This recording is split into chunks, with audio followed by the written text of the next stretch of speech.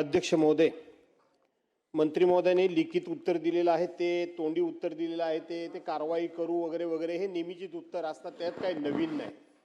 पण मंत्री महोदय, आपल्याला आता मुंबईमध्ये कुठे काय डान्स बार वगैरे आहेत ते माझ्या आयुष्यात कधी मी बघितले नाहीत, परंतु तुम्ही रात्रीच्या वेळेला एकदा पनवेलला जा आणि दिवसाचे एकदा जाऊन बघा. दिवसाचे संपूर्णपणे अध्यक्ष महोदय ते सगळे धाबे, ते बार, ते हॉटेल्स पूर्णपणे बंद असतात. एकही हॉटेल उघडं नाही. परंतु पनवेलच्या बाजूने मुख्यमंत्री महोदय तुम्ही रात्रीचा प्रवास करून बघा. हा रात्रीचा प्रवास करत असताना आत बाहेर कुठे जायची गरज नाही, मेन हायवेतच मी बोलतोय. दोन्ही बाजूने इतक्या सगळा नुसता लखलखाट, ते संपूर्णपणे लाइटिंग, तो सगळा आवाज, ते सगळं पब्लिक, हे रस्त्यावर कुठल्या प्रकारचा ऑर्केस्ट्रा बघायला येतं मंत्री महोदय? त्या ठिकाणी कुठलाही ऑर्केस्ट्रा नाही, तर लेडीज बारच त्या ठिकाणी चालतात, डान्स बारच चालतात. हे खात्रीपूर्वक. आता तुमच्यातला कोणतरी लगेच म्हणजे तुला कसा काय माहिती, तू गेला होतास काय? माझ्या आयुष्यात मी कधी गेलेलो नाही.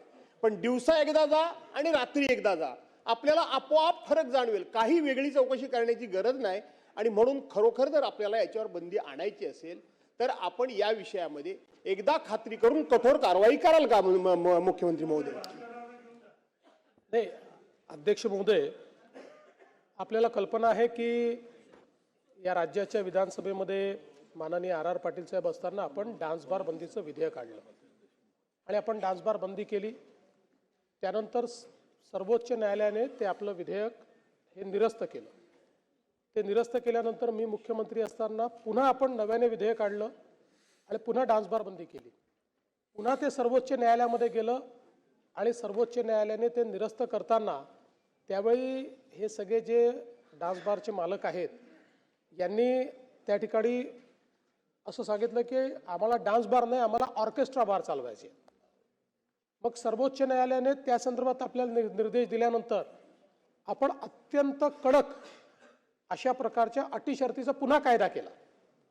ज्या कायद्यामध्ये ही जागा वेगळी असेल, इथे अल्कोहोल विकता येणार नाही, त्याच्यामध्ये पार्टिशन करावं लागेल, अशा सगळ्याचा कायदा आपण केला. पुन्हा सर्वोच्च न्यायालयाने तोही कायदा आपला निरस्त केला.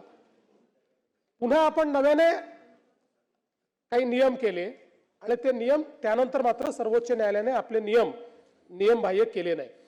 त्यामुळे मुळात तर या सभागृहाचा जो उद्देश होता तो पूर्णपणे 100% बंद करायचाच होता.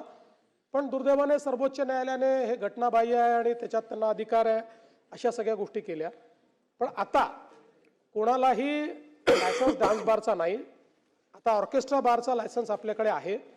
त्याचे काही नियम आपण केलेले आहेत की ज्या नियमांमध्ये ती जागा किती असली पाहिजे, कोणालाही पैसे उडवता येणार नाही, अशा अनेक वेगवेगळ्या प्रकारचे, म्हणजे पैसे उडवले तरी त्याला गुन्हा समजला जाईल असं आता आपल्या कायद्याप्रमाणे आपण केलेलं आहे. अशा सगळ्या गोष्टी आपण केल्यात. तरी देखील आपण जे सांगता ती वस्तुस्थिती तपासण्यात येईल.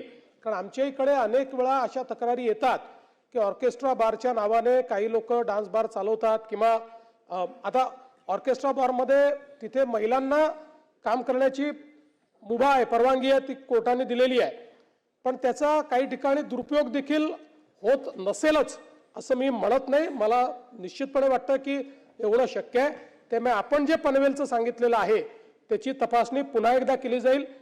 नेहमी तिकडच्याच तक्रारी जास्त येतात. तो जो आपला सगळा भाग आहे त्या बेल्टच्या, पूर्वी जेव्हा कायदा केला त्या बेल्टमुळेच आपण हा कायदा केला होता.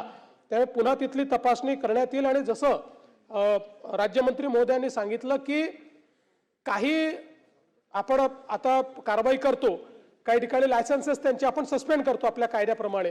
पण असं लक्षात येतं की सस्पेंड झालं, 15 दिवस बंद ठेवला, पैसे पुन्हा भरले की पुन्हा तशाच पद्धतीनं ते सुरू करतात.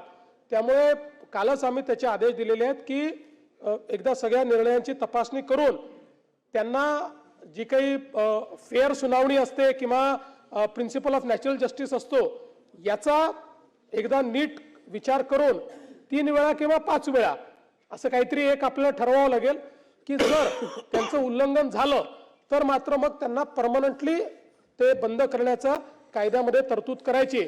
तर त्या संदर्भात काल आमची बैठक झालेली आहे. त्या बैठकीनंतर लॉ अँड ज्युडिशियरीला तसं सांगितलंय. आमचा प्रयत्न असेल की याच अधिवेशनात किंवा फार तर पुढच्या अधिवेशनापर्यंत कायद्यामध्ये अशा प्रकारची तरतूद आम्ही करणार आहोत. प्रश्न क्रमांक 6.